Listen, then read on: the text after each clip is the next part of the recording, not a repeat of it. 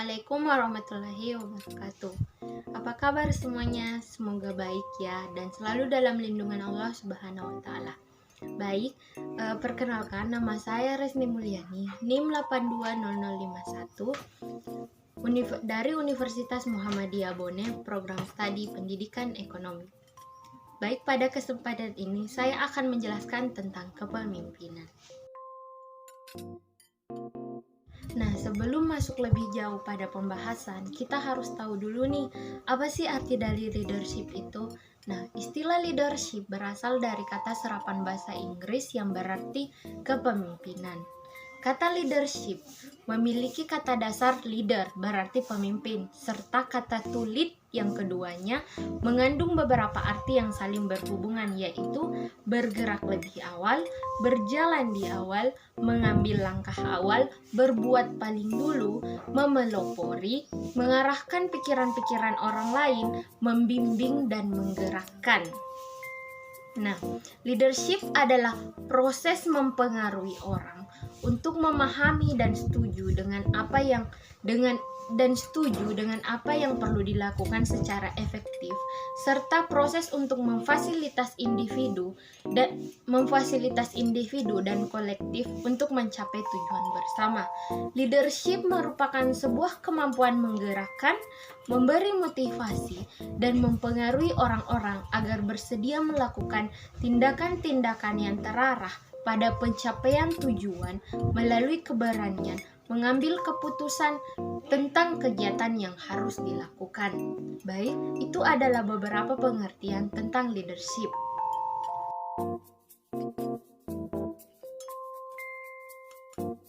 Saya akan menjelaskan tentang unsur-unsur leadership. Leadership atau kepemimpinan memiliki tiga unsur pertama. Yang pertama yaitu pengikut atau followership. Adanya kepemimpinan ini disebabkan adanya pengikut atau followership. Seseorang menjadi pemimpin karena ada beberapa orang yang berkehendak untuk mengikuti, yaitu bertindak sesuai dengan keinginan pemimpinnya. Yang kedua yaitu tujuan. Kepemimpinan timbul karena adanya kepengikutan yang melakukan kerjasama dalam rangkai mencapai tujuan yang telah ditentukan bersama. Dengan adanya tujuan-tujuan tertentu, timbul kerjasama dan timbul pula pemimpin untuk mengaturnya. Yang ketiga yaitu kegiatan mempengaruhi. Ini berarti bahwa seorang pimpinan dalam aktivitasnya membimbing, mengontrol dan mengarahkan tindakan orang lain untuk menuju suatu sasaran tertentu. Seorang leadership dalam suatu organisasi harus memiliki unsur dan kriteria tertentu. Seperti yang pertama, pengaruh. Seorang pemimpin adalah seorang yang memiliki orang-orang yang mendukungnya, yang turut membesarkan nama sang pimpinan. Pengaruh itu menjadikan sang pemimpin diikuti dan membuat orang lain tunduk pada apa yang dikatakan sang pemimpin. Yang kedua yaitu kekuasaan atau power. Seorang pemimpin umumnya diikuti oleh orang lain karena ia memiliki kekuasaan yang membuat orang lain menghargai keberadaannya. Tanpa kekuasaan atau kekuatan yang dimiliki sang pemimpin, tentunya tidak ada orang yang mau menjadi pendukungnya. Kekuasaan dan kekuatan yang dimiliki seorang pemimpin ini menjadikan orang lain akan tergantung pada apa yang dimiliki seorang pemimpin. Tanpa itu, ia tidak akan bisa berbuat apa-apa. Hubungan ini menjadikan sifat menjadi sifat mutualisme di mana kedua belah pihak merasa diuntungkan. Selanjutnya yaitu wewenang. Nah, wewenang adalah hak yang diberikan kepada pemimpin untuk menetapkan sebuah keputusan dalam melaksanakan suatu hal atau kebijakan. Wewenang di sini juga dapat dialihkan kepada karyawan atau pimpinan apabila pemimpin percaya bahwa karyawan tersebut mampu melaksanakan tugas dan tanggung jawab dengan baik, sehingga karyawan diberi kepercayaan untuk melaksanakan tanpa perlu campur tangan dari segi sang pemimpin. Selanjutnya yaitu pengikut. Seorang Seorang pemimpin yang memiliki pengaruh, kekuasaan atau power dan wewenang tidak dapat dikatakan sebagai pemimpin apabila dia tidak memiliki pengikut yang berada di belakangnya yang memberi dukungan mengikuti apa yang dikatakan oleh pemimpinnya. Itu adalah beberapa unsur-unsur dari menjadi seorang leadership.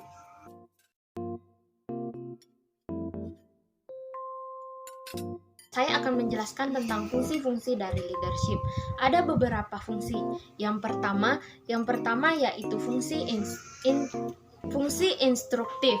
Pemimpin sebagai pengambil keputusan berfungsi memerintahkan pelaksanaannya pada orang-orang yang dipimpin.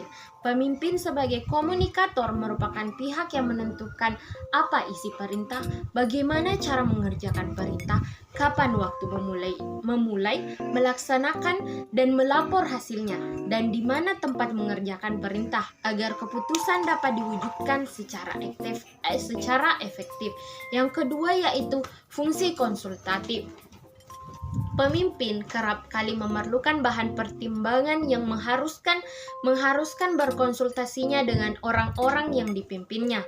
Konsultasi dapat pula dilakukan melalui arus baliknya, yakni dari orang-orang yang dipimpin kepada pemimpin yang menetapkan keputusan dan memerintahkan pelaksanaannya. Hal ini berarti fungsi ini berlangsung dan bersifat komunikasi dua arah. Meskipun pelaksanaannya sangat tergantung pada pihak pemimpin.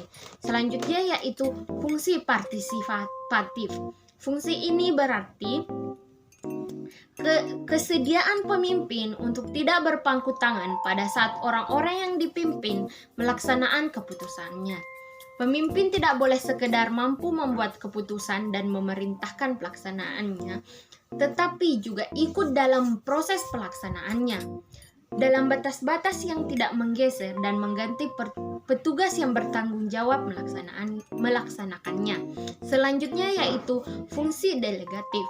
Fungsi ini mengharuskan pemimpin memilah-milah tugas pokok organisasinya dan mengevaluasi yang dapat dan tidak dapat dilimpahkan kepada orang-orang yang dipercayainya.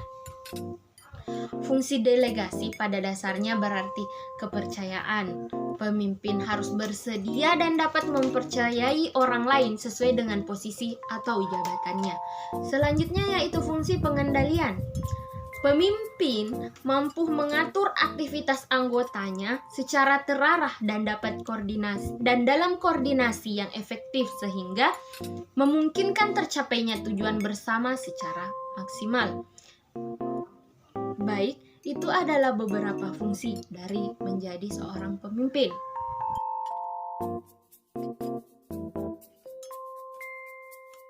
Selanjutnya saya akan menjelaskan tentang syarat menjadi seorang leadership atau sifat-sifat yang harus dimiliki seorang leadership. Yang pertama yaitu energi. Untuk tercapainya kepemimpinan yang baik, memang diperlukan energi yang baik pula, jasmani maupun rohani. Seorang pemimpin harus sanggup bekerja dalam jangka panjang dan dalam waktu yang tidak tertentu. Sewaktu-waktu dibutuhkan tenaganya, ia harus sanggup melaksanakannya, mengingat kedudukannya dan fungsinya. Karena itu, kesehatan fisik dan mental benar-benar diperlukan bagi seorang pemimpin.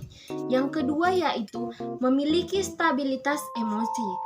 Seorang pemimpin yang efektif harus melepaskan dari berprasangka kecurigaan terhadap bawahan-bawahannya. Sebaliknya, ia harus tegas, konsekuen, dan konsisten dalam tindakan-tindakannya, percaya diri sendiri, dan memiliki jiwa sosial terhadap bawahannya. Selanjutnya yang ketiga yaitu motivasi pribadi. Keinginannya untuk memimpin harus datang dari dorongan dari dalam dirinya. Kekuatan dari luar hanya bersifat stimulus saja terhadap keinginan untuk menjadi pemimpin. Hal tersebut tercermin dalam keteguhan pendiriannya, kemauan yang keras dalam bekerja, dan penerapan sifat-sifat pribadi yang baik dalam pekerjaan. Yang keempat yaitu kemahiran mengadakan komunikasi. Seorang pemimpin harus memiliki kemahiran dalam menyampaikan gagasan, baik secara lisan maupun tulisan. Hal ini sangat penting bagi pemimpin untuk mendorong maju bawahannya, memberikan atau menerima informasi bagi kemajuan organisasi dan kepentingan bersama.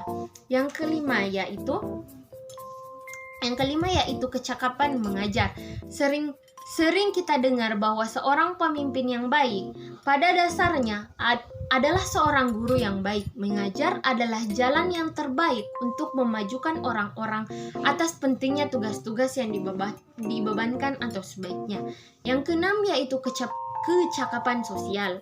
Seorang pemimpin harus mengetahui benar tentang bawahannya. Ia harus mempunyai kemampuan untuk bekerja sama dengan bawahannya, sehingga mereka benar-benar memiliki kesetiaan bekerja di bawah kepemimpinannya. Selanjutnya yang ketujuh yaitu kemampuan teknis. Meskipun dikatakan bahwa semakin tinggi tingkat kepemimpinan seseorang, makin kurang diperlukan kemampuan teknis ini, karena lebih mengutamakan manajerial skillnya. Namun sebenarnya kemampuan teknis ini diperlukan juga, karena dengan dimilikinya kemampuan teknis ini, seorang pemimpin akan lebih mudah dikoreksi bila terjadi suatu kesalahan pelaksanaan tugas.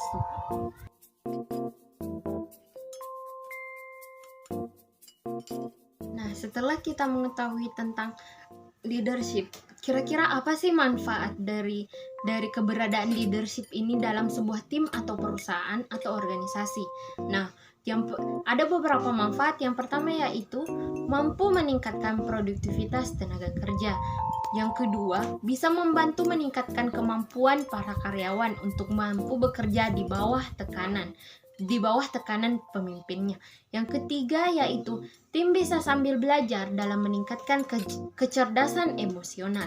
Yang keempat, menciptakan karismatik dan keseriusan dalam operasional organisasi dalam perusahaan dan bisnis. Yang kelima, membantu menumbuhkan rasa kepercayaan diri. Selanjutnya yaitu mampu meningkatkan keterampilan mendengarkan dan berkomunikasi. Dan terakhir yaitu mampu memberikan nilai-nilai dan meningkatkan kesadaran akan keberagaman di dunia kerja. Baik, sekian pengetahuan yang bisa saya share kepada teman-teman. Terima kasih atas waktu yang telah diluangkan untuk menonton video saya ini. Lebih dan kurangnya mohon dimaafkan. Sampai ketemu di video berikutnya.